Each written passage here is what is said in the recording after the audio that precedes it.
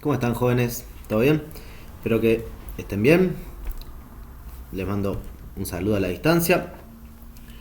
Y bueno, les hago este video para compartirles a todos los que no pudieron ir la semana anterior de lo que abordamos, de lo que terminamos viendo, que es muy interesante, y ya subí la ficha CREA y ahora a continuación voy a subir la actividad que corresponde.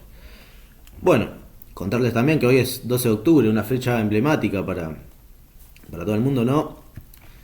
Que se trata históricamente como el descubrimiento de América. Nosotros ya vimos en las clases anteriores y cuestionamos un poco esto de si fue un descubrimiento, si fue un choque de dos culturas, si fue una invasión, y espero que hayan podido formar un pensamiento crítico, autónomo, original de ustedes sobre la postura tradicional que tenemos cuando hablamos de esto, que es el descubrimiento de América. Bueno, hablamos que en realidad los que descubrieron algo fueron los europeos, y los americanos también en realidad descubrieron a esta cultura. Eran culturas que hasta el momento habían evolucionado de formas distintas y separadas, sin conocerse una de la otra.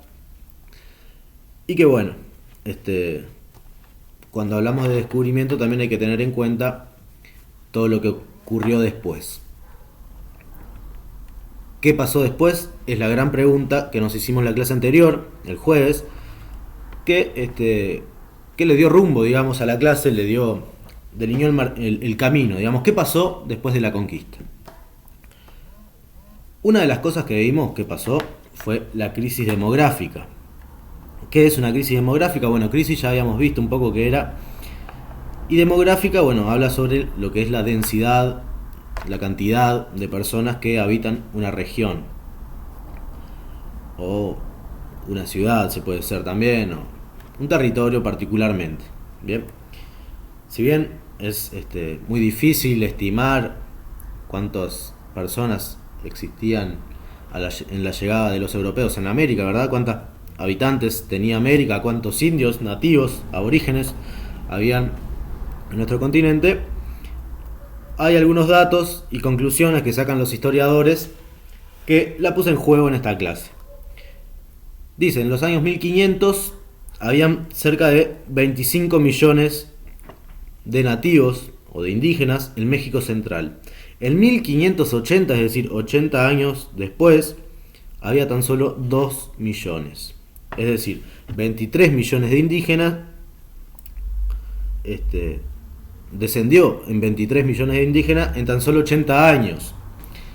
Lo que nos lleva a preguntarnos cuál fue la causa de este descenso, de esta crisis. Bueno, muchos de ustedes sacaron unas conclusiones muy interesantes, que principalmente nosotros nos centramos en las enfermedades, pero también hablaron y dijeron sobre las guerras, es decir, guerras internas o guerras contra los españoles, ya sean murieron por abusos o por fuerza de explotación a trabajo forzoso, que es muy válido, que fue así también. También pusimos en juego lo que es la desmotivación general, el desgano de vivir. No tenían ganas de vivir muchos pueblos, porque bueno, justamente se enfrentaban a algo nuevo que les cuestionó todo su manera tradicional de vivir, sus tradiciones, su cultura fue desarraigado. Entonces muchos se vieron desmotivados y sin ganas de vivir, muchos pueblos, por lo que eso también llevó a un descenso demográfico. Pero lo que más afectó la vida de los indígenas fueron sin duda las enfermedades que trajeron los españoles y algunos africanos como esclavos hacia nuestro continente. ¿De qué enfermedades hablamos? Bueno, hablamos del tifus, hablamos de la viruela, hablamos del sarampión, de la gripe. Bien, son todas enfermedades exportadas, si se quiere, desde Europa para América, es decir, importadas para América, que, bueno, afectaron de distinta manera. Por ejemplo, la gripe aparece registro que en 1494, es decir, 2 años después que Colón llega a nuestro continente, hasta 1514, es decir, 20 años, de 1494 a 1514, la gripe va a causar el fallecimiento del 20% de la población. Cuando hablamos, por ejemplo, de la conquista de México, ¿se acuerdan que hablamos de la viruela? Bueno, a partir de 1519 hasta 1528, el 35% de la población que fallece es a causa de la viruela. Es un dato no menor. Que bueno, y ahí hay más datos sobre, por ejemplo, el sarampión. Hay rebrotes incluso, ya que está muy de moda la palabra rebrote. Un rebrote de sarampión, otro rebrote de viruela, que bueno, va a causar muchas muertes y mucho descenso de población. Ahora, ¿qué más pasó después de la conquista? Una vez que los españoles y los portugueses logran el control sobre nuestro territorio, bueno, se va a dar algo que se llama aculturación, que también estuvimos trabajando sobre ese concepto. Yo les pedí que buscaran en el celular el concepto de aculturación y que lo copiaran en el cuaderno, y a su vez trabajamos con un texto del manual de ustedes que habla sobre la aculturación. ¿A qué hace referencia la aculturación? Bueno, nos habla de una historia que tiene como protagonistas a un pueblo vencido y a un pueblo vencedor, en el que no se da en pie de igualdad, digamos, esta conquista, porque por todas las razones que ya vimos en las clases anteriores.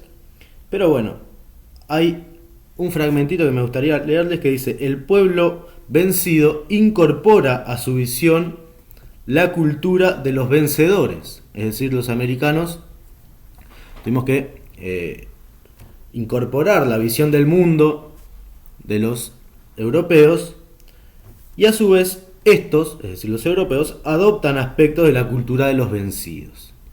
Bien, preguntas también que surgen de esto. Bueno, ¿qué incorporamos nosotros de los vencedores?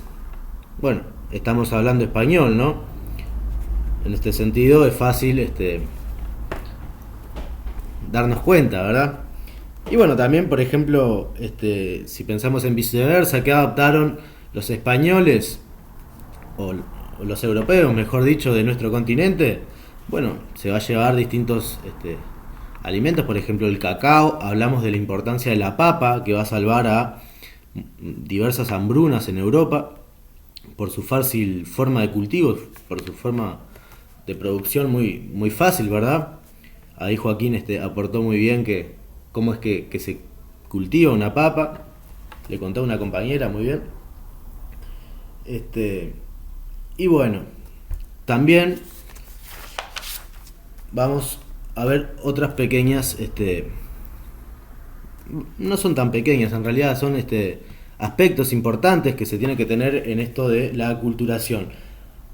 En la ficha hay una pregunta que dice: ¿qué significó América para el mundo? Es decir, ¿qué incorporó América para los europeos? Hablamos de, primero que nada, que surgió de ustedes, un territorio explotable. Es decir, de acá empezaron a sacar oro, empezaron a sacar plata, distintas piedras preciosas, por ejemplo la esmeralda, frutas exóticas como acabamos de decir, el cacao, flores, bueno, distintas recursos que tenía, madera, por ejemplo. También el palo Brasil va a ser muy importante para los portugueses, van a llevarlo para Europa.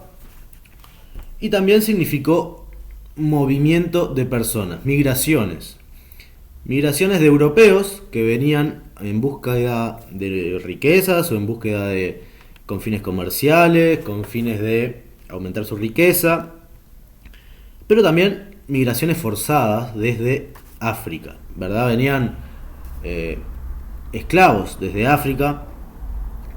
En un principio salían desde Europa, los tomaban como prisioneros en África, los llevaban a Europa y desde Europa hacia América, pero luego, alrededor de 1520, 1510, en la isla de Santo Tomé, en África, se funda una factoría muy importante para los portugueses que van a empezar a trasladar a los esclavos directamente desde África, y ahí es cuando aumenta la cifra de la cantidad de esclavos que vienen de África directamente hacia América.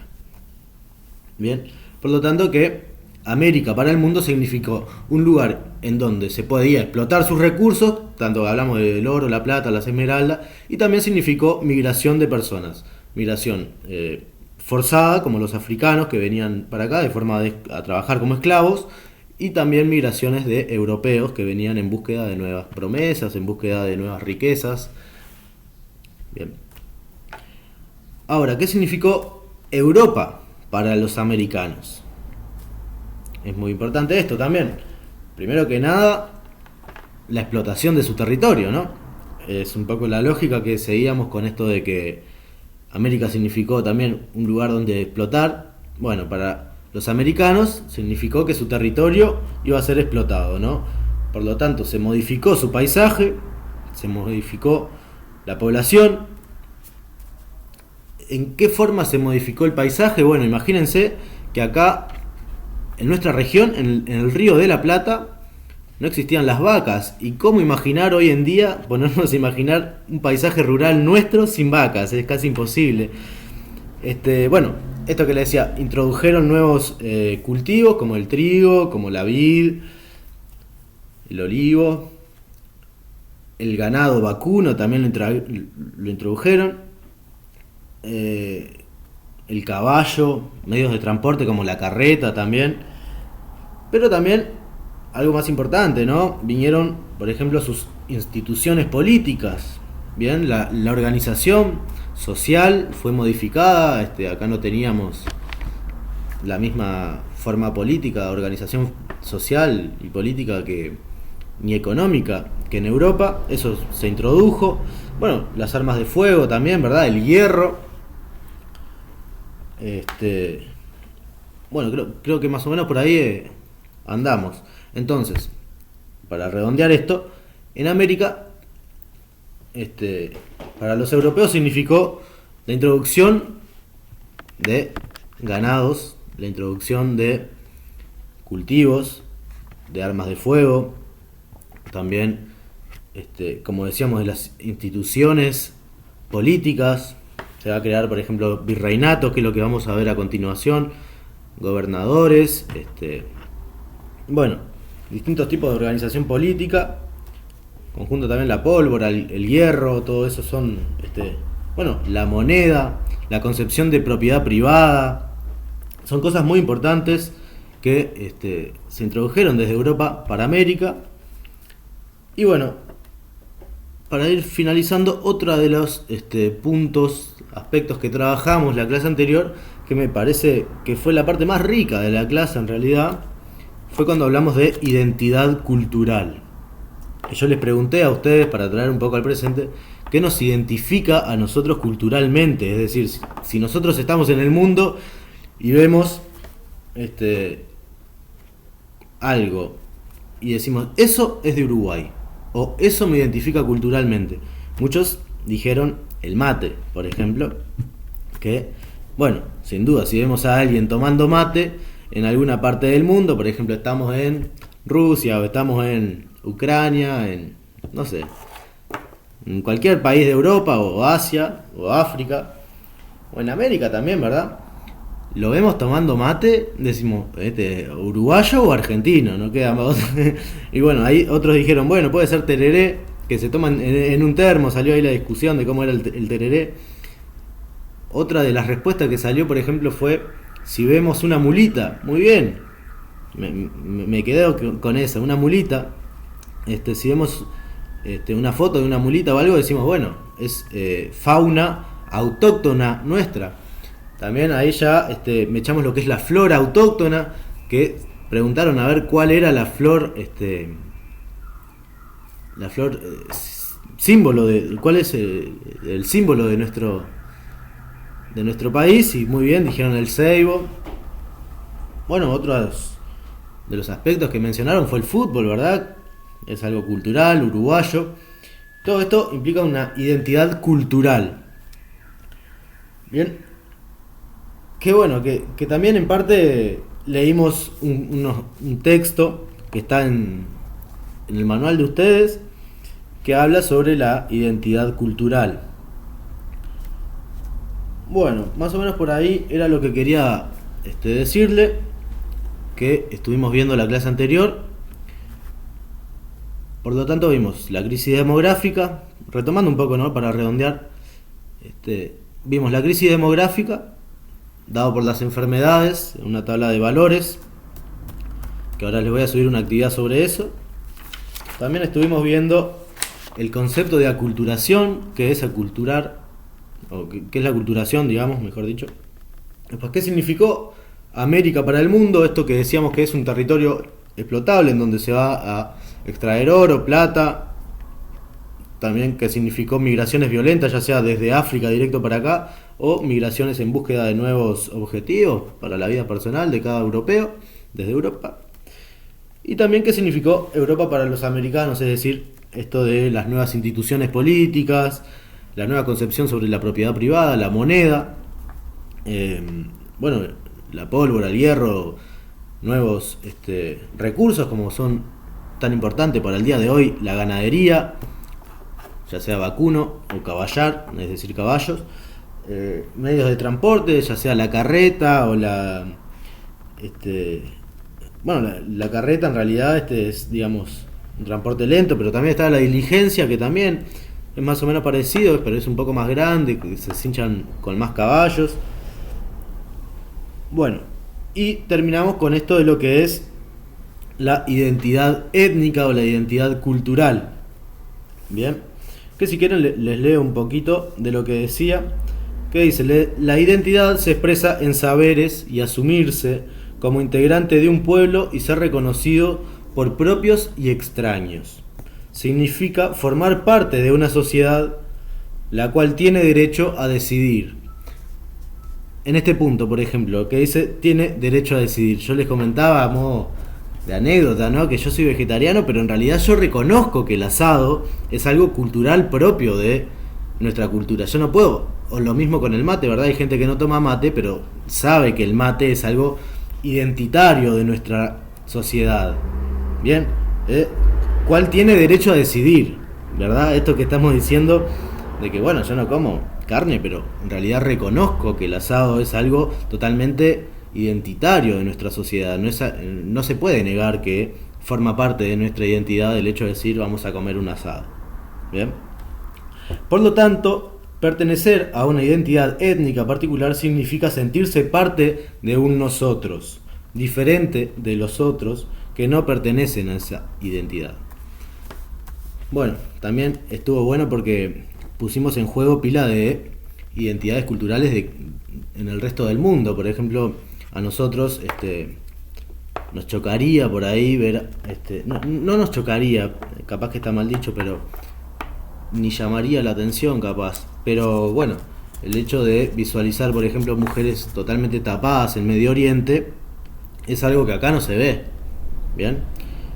Y viceversa, una persona de Medio Oriente, incluso que bueno, no sé si fue Joaquín que dijo que los indios, es decir, las personas que viven en India, los hindúes, mejor dicho, tienen como religión los hindúes el hecho de considerar a la vaca como sagrada.